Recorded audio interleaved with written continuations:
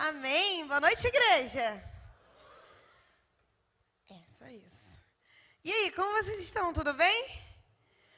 Eu estou muito feliz de estar aqui hoje. Para quem não me conhece, meu nome é Gabi. Sou daqui da igreja, sirvo no Resplandeça. E hoje o pastor me convidou para trazer uma palavra. Então, antes de nós começarmos, eu quero te convidar a fechar os seus olhos para a gente orar, convidar o Senhor nessa noite. Pai, muito obrigado por essa noite. Nós sabemos que o Senhor já está aqui. Podemos sentir a Tua presença nos louvores, na oração, nos dízimos e ofertas. Sabemos que o Senhor habita no meio do seu povo. Eu peço agora que o Senhor use a minha vida, a minha boca, que tudo que eu fale venha de Ti, que tudo que eu tenha planejado, que não é da Tua vontade, que eu esqueça, e que o Senhor flua livremente nessa noite. No nome de Jesus, amém. Amém. Nessa noite nós vamos falar de algo muito interessante. O tema da mensagem de hoje é o Ministério da Reconciliação. Nós vemos na Bíblia passagens que falam sobre o Ministério da Reconciliação de Jesus Cristo. E isso é muito interessante porque essa passagem transforma num dos objetivos principais de Jesus na terra a reconciliação. A partir do momento em que eu e você aceitamos a Jesus, reconhecemos que Ele é Deus, nós temos a salvação, recebemos ela. Mas a partir do momento em que isso acontece, se torna nossa missão trazer reconciliação para a terra. Em 2 Coríntios 5, do 17 ao 18, diz assim: portanto, se alguém está em Cristo, é nova. As coisas antigas já passaram e eis que tudo se fez novo. Tudo isso provém de Deus, que nos reconciliou consigo mesmo por meio de Cristo e nos deu o ministério da reconciliação. Diga amém. Eu tenho, fala comigo, eu tenho em mim o ministério da reconciliação. Amém. Hoje, nós vamos pensar juntos sobre um dos momentos da Bíblia que mais representa o ministério da reconciliação. Eu quero convidar você a abrir a sua Bíblia, se você tiver ela física e ótima, se não, pode ser sua Bíblia digital, abrir a sua Bíblia em Filemão. Esse livro é um pouco difícil de achar, pouca gente já leu Filemão, né?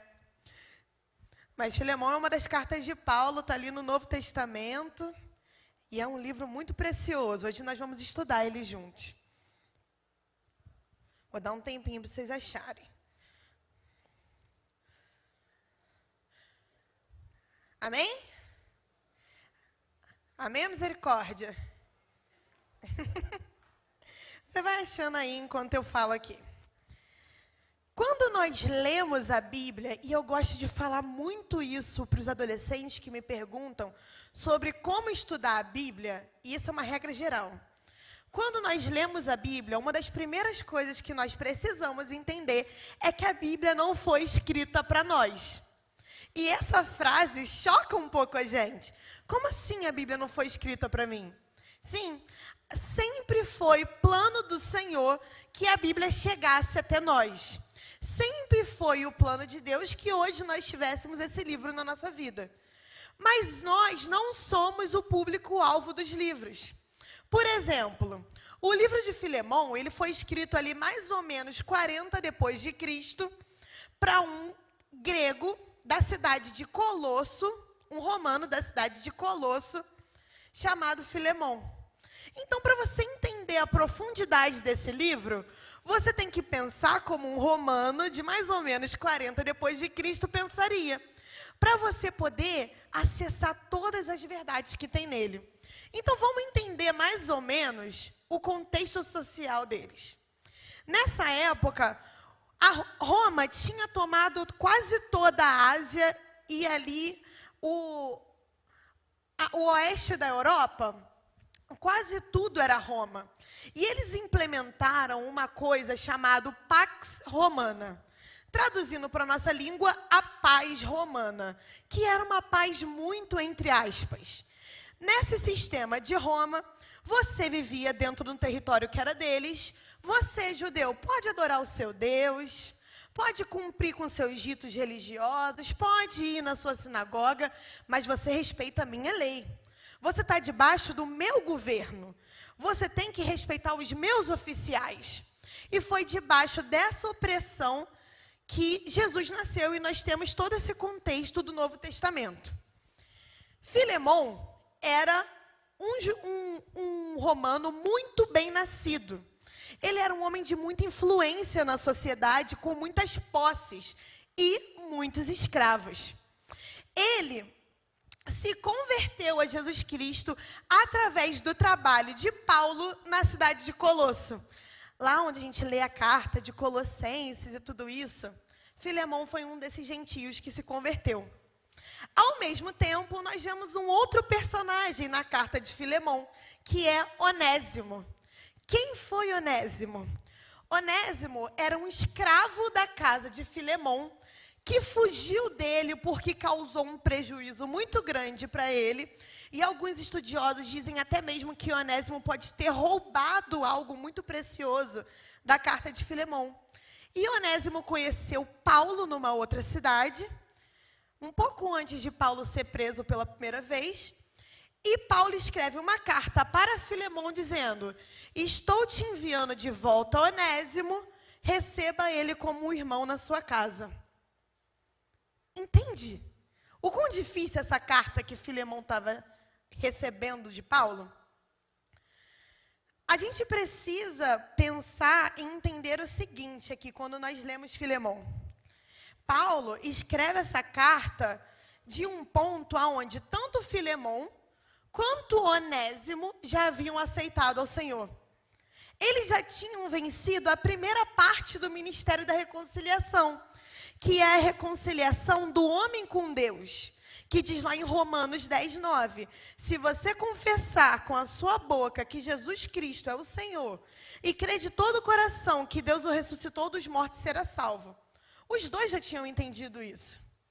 Mas agora, esses dois homens estavam sendo direcionados por um líder espiritual da vida deles, que era Paulo, em comum, a vencer a segunda parte do ministério da reconciliação, que é a reconciliação de um homem com o outro, de um homem com o seu próximo. Lá em Colossenses 6,13, e é interessante que Paulo escreveu esse versículo para a igreja que Filemon fazia parte. Ele diz assim: suportem-se uns aos outros e perdoem as queixas que tiveram uns contra os outros. Perdoem como o Senhor lhes perdoou. E a gente fala muito desse versículo, né? Ai, Deus mandou suportar, né? Vamos suportar. Calma. Não é isso que a palavra está dizendo. Quando a palavra diz suportem uns aos outros, não é para você suportar tipo, ai, tá, eu suporto essa pessoa, mas eu não gosto dela. Não é isso. A palavra está dizendo, deem suporte uns aos outros. Apoiem uns aos outros. Ajudem uns aos outros, mesmo os que erraram com você. A gente perde um pouco da profundidade da palavra de Deus porque a gente interpreta ela da forma que nos convém. Meu pai sempre falou para mim, isso é um texto fora do contexto para o seu pretexto. E é verdade. A gente faz isso. E aqui, muitas vezes, nós fazemos isso com esse texto. Mas, então, hoje, o que a gente vai pensar aqui? Atitudes que nós podemos fazer para que nós possamos viver realmente o ministério da reconciliação na nossa vida. Se você estiver anotando, pode anotar. O primeiro tópico é esse. Você precisa ter os olhos de Deus pelas pessoas. Essa é a primeira coisa que você tem que fazer. E agora a gente vai começar a ler alguns versículos de Filemon. Eu vou começar pelo versículo 11. Ele antes lhe era inútil, mas agora é útil, tanto para você quanto para mim. Esse versículo é muito legal. Sabe por quê? Porque onésimo, do grego, significa útil. Olha que engraçado. Onésimo provavelmente nem mesmo era o nome de batismo daquele homem. Provavelmente, Onésimo era só um título. Era uma forma muito comum de chamarem escravos naquela época. Porque escravos eram feitos para servir. Então, eles eram chamados de úteis. Então, Esse homem aqui provavelmente já tinha perdido a identidade dele há muito tempo. Ele era só mais uma peça que fazia as coisas acontecer. Ele era só mais um Onésimo de tantos. Ele era um escravo. Mas agora ele tinha sido liberto por Cristo. E aqui Deus está restaurando algo na vida dele. Muitas vezes, quando uma pessoa erra com a gente, nosso instinto é tratar essas pessoas como descartáveis. Nós tratamos ela como se elas fossem inúteis, porque elas erraram com a gente. No versículo 11, Paulo faz um convite a Filemão de ver Onésimo com novos olhos. Muitas vezes, o que nos falta para que a reconciliação de Cristo Jesus ganhe espaço na nossa vida é olharmos para as pessoas de forma diferente. Nós temos um hábito muito ruim de rotular pessoas. Alguém toma uma atitude errada e a partir daquele momento aquela pessoa é falsa, ela é mentirosa, ela é fofoqueira, ela é egoísta, ela é antipática. E aí você veste uma lente sobre aquela pessoa. E tudo que a pessoa faz se torna uma confirmação. Aí um dia você está aqui na igreja e essa pessoa está de serviço, aí ela passa correndo e ela não te cumprimenta. E o que você pensa? Ah lá, é antipática, viu? Não falei? Nós temos uma síndrome de personagem principal. Nós achamos que nós somos o personagem principal de tudo. Mas não somos. Eu vi esse termo de uma adolescente, vocês acreditam? Síndrome de personagem principal? Às vezes eles são tão sábios para a idade deles que me assusta. E é isso. Você acha que você é o centro do mundo. Você em nenhum momento cogita o fato de que alguém estava ocupado. Como assim essa pessoa não parou para me cumprimentar? Eu sou tão importante aqui. E aí você fica nessa e não cresce, porque você segue vestindo lentes sobre as pessoas e vendo o mundo de um ponto onde você é o centro de tudo. Só que nós não somos. O problema disso é que isso limita os nossos relacionamentos. Nossa. E sem relacionamentos, nós não reconciliamos. Quando, na verdade, nós decidirmos nos tornarmos mais parecidos com Jesus e não mais parecido com o que os nossos achismos dizem, nós conseguimos reconciliar melhor. Porque o nosso achismo vai determinar coisas sobre as pessoas. Só que quando você começar a orar, pedindo para o Senhor assim, Senhor, eu quero ter os seus olhos por aquela pessoa que me magoou, você vai parar de ver um fofoqueiro. Você vai começar a ver um filho de Deus que está tão desesperado por se enturmar, por ter uma família que fala qualquer coisa. Você vai parar de ver uma pessoa que é grossa. Você vai ver um filho de Deus que foi tão ferido que ele acha que ele só consegue se posicionar com grosseria. Você vai amar mais as pessoas. E, consequentemente, vai poder trazer reconciliação para o mundo.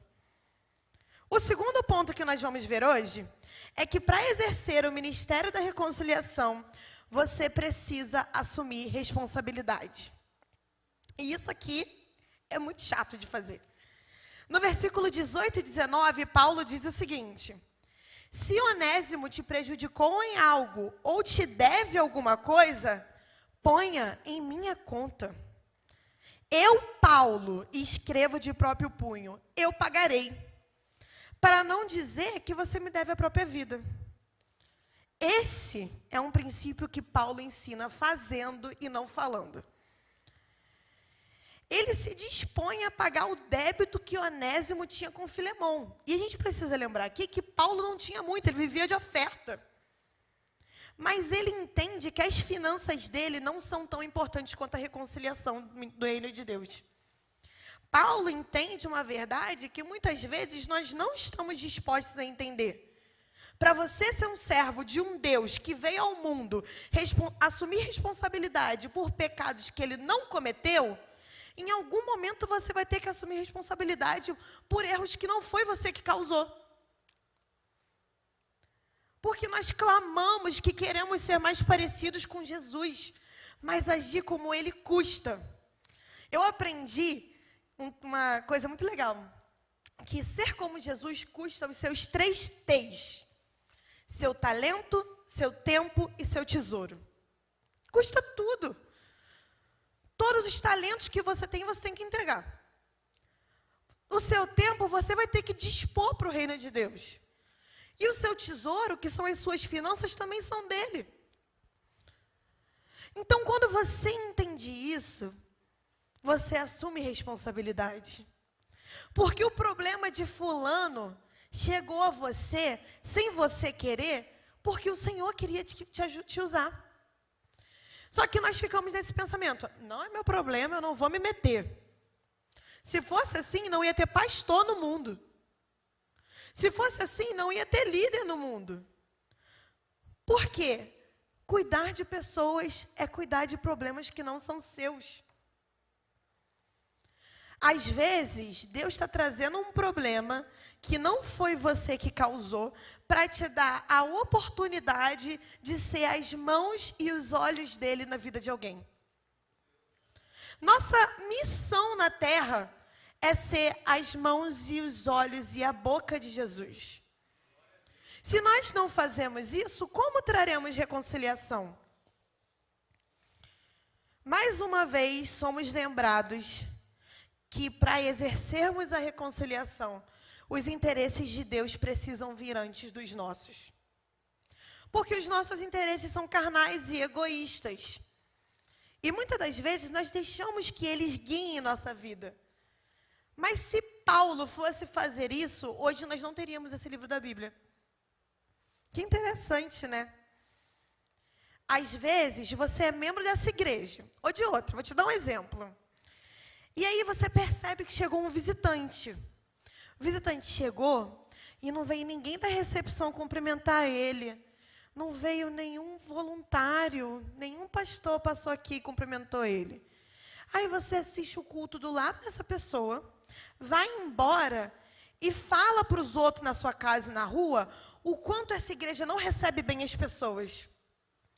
O quanto as pessoas não enxergam ninguém. Caraca, chegou um visitante, você acredita que ninguém cumprimentou ele? Mas você não cumprimentou. Você estava do lado. Ou só é reino de Deus quem está na escala? Quem veio assistir culto, não é reino de Deus hoje. Estou de folga de ser reino de Deus. A gente transfere a responsabilidade. Quando, na verdade, ser cristão é assumir responsabilidade. E, às vezes, gastar algo nisso que você não estava esperando. Mas sabe qual é o problema? Quem gosta de reclamar é quem menos faz. Quem mais fala que a igreja não recebe ninguém bem é quem não se coloca em uma escala da recepção. Quem mais fala que a fila da cantina é enorme não se coloca em uma escala da cantina. Esse é o discurso de Judas. Para que vocês estão derrubando esse perfume aqui? Sentado, sem adorar o Senhor. Você já parou para pensar que aquele visitante que está do seu lado não foi cumprimentado por ninguém, porque Deus pode ter cegado todo mundo para você ser bênção naquele dia? Ninguém viu ele. Como ninguém viu? Mas você viu. Às vezes Deus está te dando oportunidade e você está deixando passar. E aí você se torna um crítico do corpo de Deus. Você sai daqui no seu trabalho, que tem um monte de gente que não é cristão, você abre a boca para falar mal da igreja, envergonhando o reino. No meio daqueles teus parentes, que tem um monte de gente desviada, você fala como a igreja não agrega. Falta de sabedoria.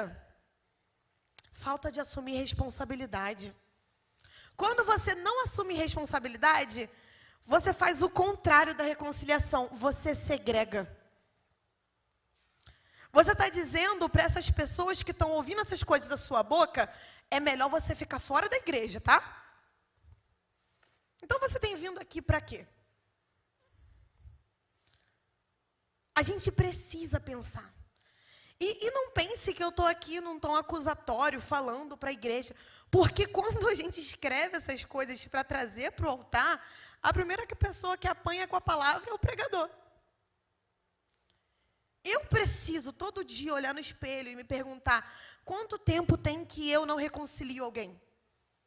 Quanto tempo faz que eu não assumo uma responsabilidade?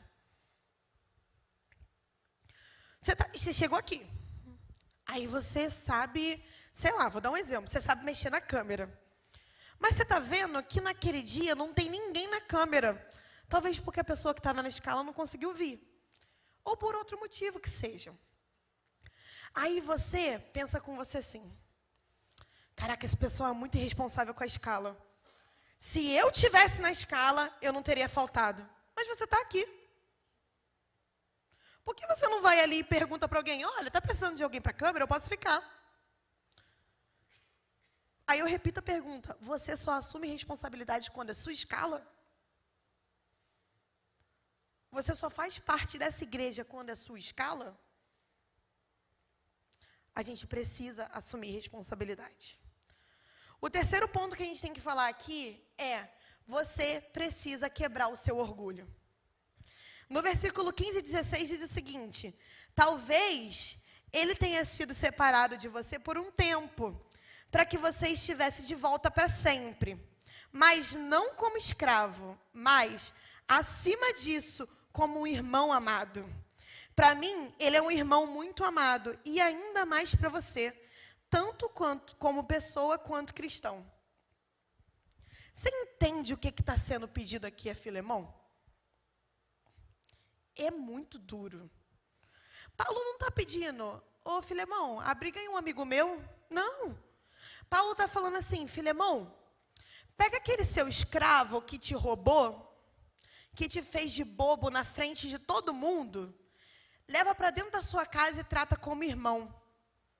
Ele vai comer na sua mesa, ele vai sentar com a sua família, com os seus convidados, ele vai nos eventos que você for, ele vai sentar ao seu lado na assembleia.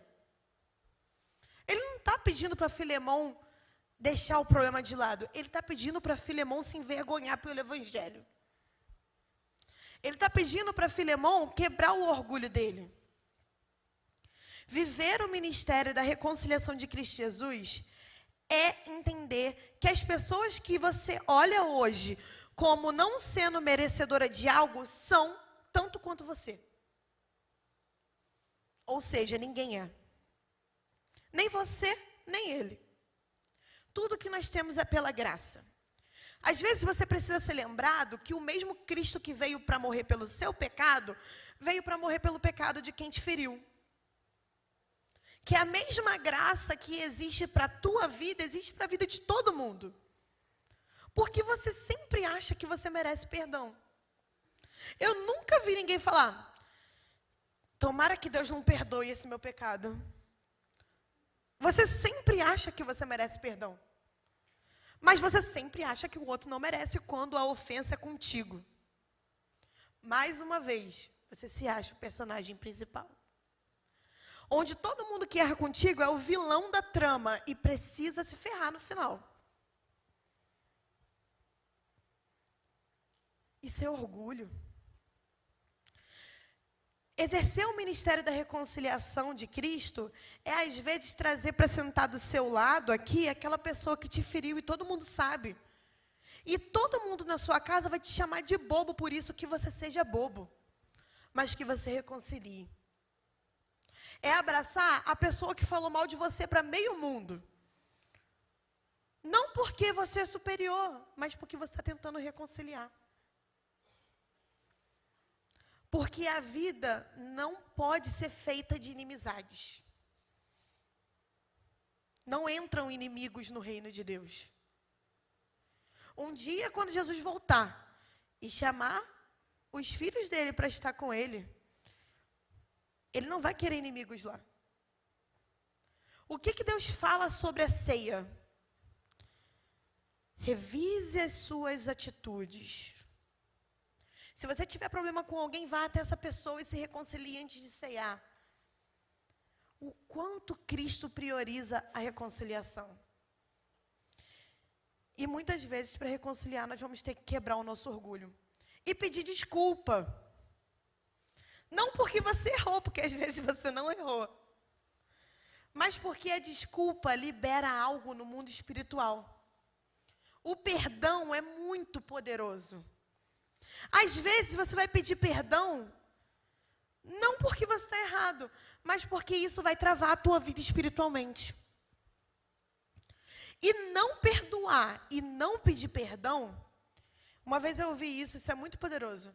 Não perdoar e não pedir perdão é a mesma coisa que tomar um copo de veneno e esperar que outra pessoa morra. Por que às vezes aquela pessoa nem sabe o quanto você está magoado? Nem sabe. Ela está seguindo a vida dela livremente com o Senhor porque não tem culpa na ignorância. Mas você está morrendo por isso espiritualmente.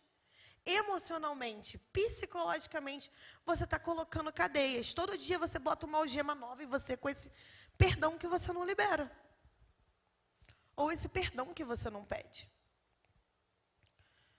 E, como estamos nesse ponto, o quarto ponto de hoje, e o último.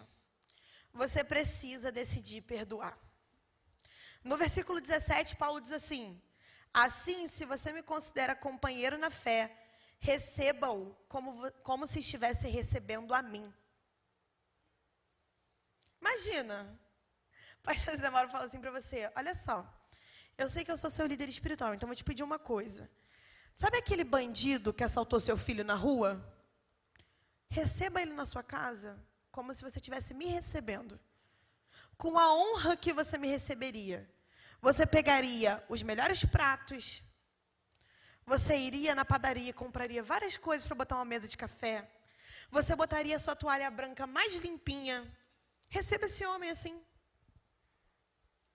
Perdoar não é fácil, mas é necessário. E o perdão, ele não é um estalo celestial na sua vida. Você não vai decidir perdoar alguém hoje e amanhã você não vai sentir nada de mal contra aquela pessoa. Não é assim que funciona. Mas amanhã, quando os pensamentos maus vierem de novo, você vai dizer com a sua boca: não, eu escolhi perdoar essa pessoa. E no outro dia, não, eu escolhi perdoar essa pessoa, eu não vou dar espaço para esses pensamentos.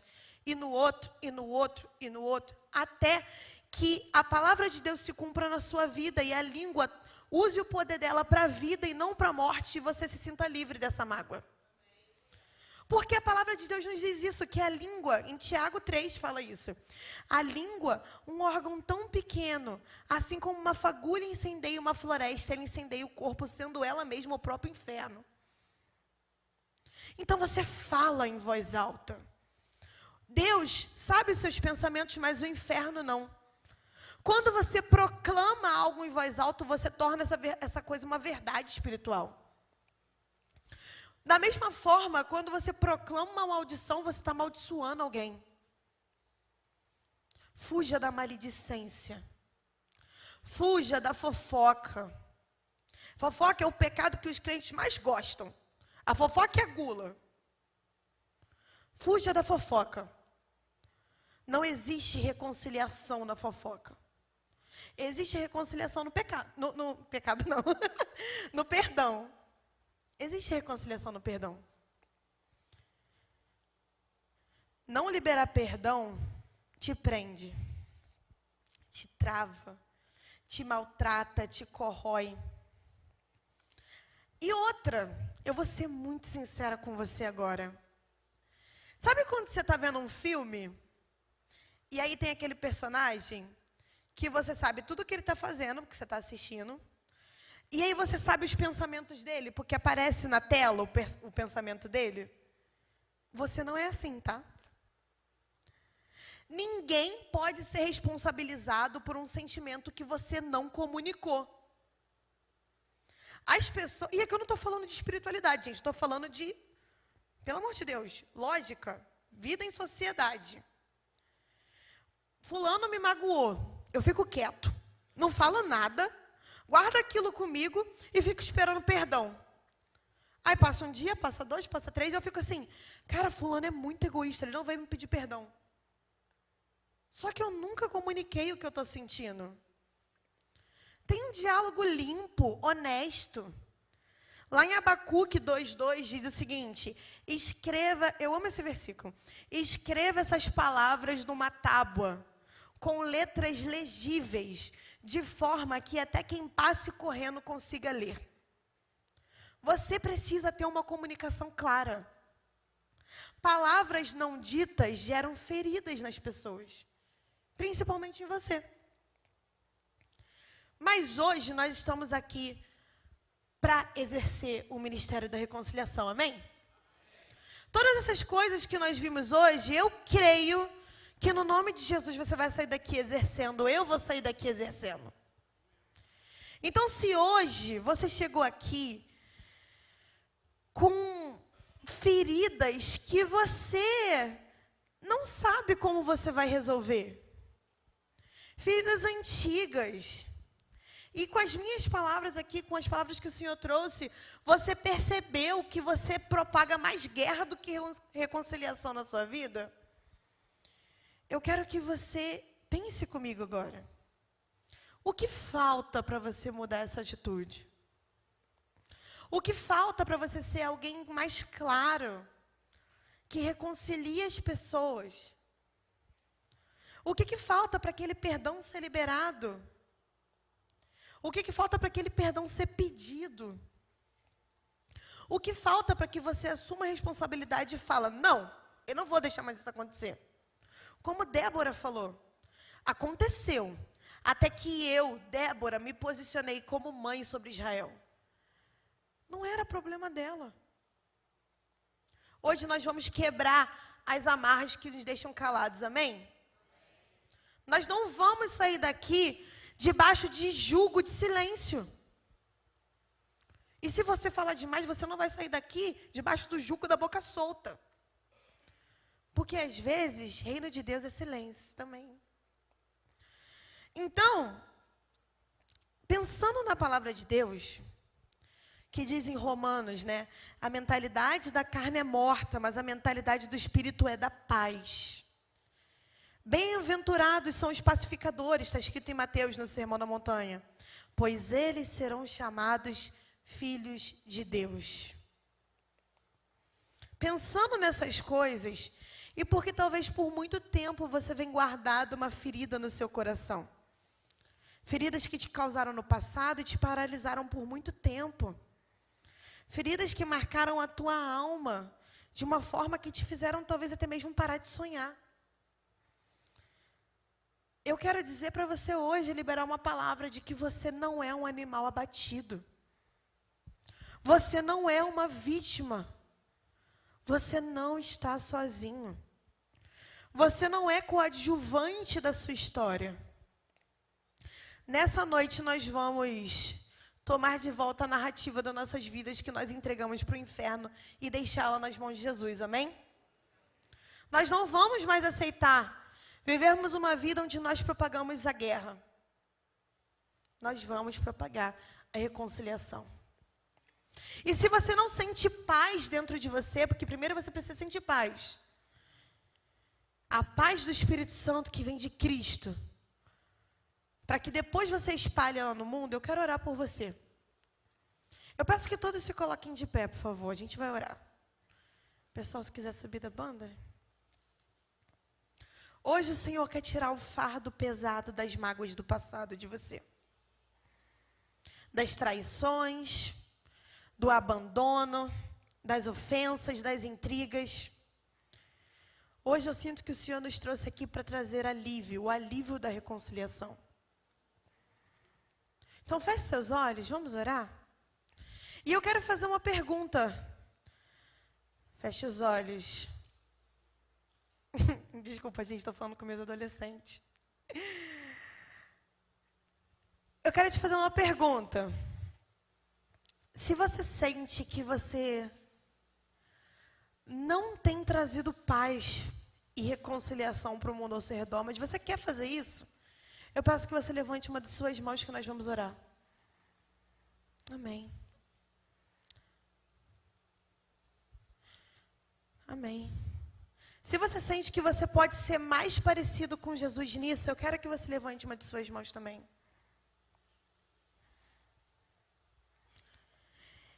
E agora eu quero saber se você nunca pediu para Jesus tomar o controle da sua vida, mas você quer fazer isso hoje. Levanta uma de suas mãos. Glória a Deus, glória a Deus. Amém. Eu vou orar agora. Se você quiser colocar a mão no seu coração. No final eu vou dizer algumas palavras para você repetir. Senhor, muito obrigado por essa noite. Obrigado, Jesus, porque o Senhor está aqui. E o Senhor é um Deus de reconciliação. Pai, que nós possamos sair daqui hoje, levando o seu reino para as pessoas. Levando o seu reino nos ambientes em que nós estamos. Afasta a maledicência da nossa vida, a fofoca, a discórdia. Que nós possamos ser propagadores da paz. A paz de Cristo Jesus. No nome de Jesus, eu declaro agora sobre a tua vida que você não está debaixo dos jugos do passado. Você não está debaixo das maldições que proferiram sobre você. O sangue que corre nas suas veias é o sangue do Cordeiro que foi derramado na cruz. E agora repita comigo: Senhor Jesus, muito obrigada, porque o Senhor me alcançou hoje. Pai, eu quero ser parecida contigo. Eu não quero mais viver como tenho vivido. Me ajude a levar reconciliação aos lugares. Me ajude a levar paz. Senhor, a minha boca é sua. Minha mente é sua. Meu corpo é seu. Usa da forma que o Senhor entender. Te amo, Jesus. Volta comigo nessa noite para casa. E fica. Enche a minha casa enquanto eu estou aqui. E habita nela. No nome de Jesus. Amém. Amém. Se você, pela primeira vez, disse para o Senhor que Ele pode tomar conta da sua vida, eu vou fazer mais uma oração. Bote a mão no seu coração se você fez isso pela primeira vez hoje. Amém. Senhor, repita comigo: Senhor.